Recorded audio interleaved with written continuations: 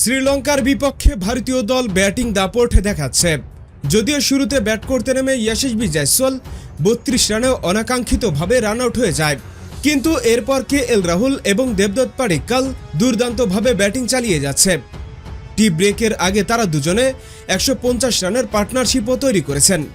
এখন পর্যন্ত দেবদত্ত পাডিক্কাল 122 বলে একটি ছক্কা ও 7টি চারের সাহায্যে অপরাজিত 84 এবং কেএল রাহুল 162 বলে একটি ছক্কা ও 9টি চারের সাহায্যে অপরাজিত 77 রান করেছে এবং ভারতীয় দল 1 উইকেট হারিয়ে 197 রান সংগ্রহ করেছে।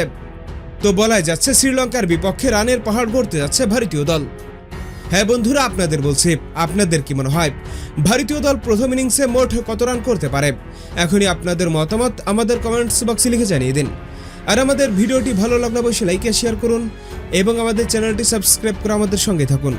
ভিডিওটি দেখার জন্য আপনাকে অসংখ্য ধন্যবাদ।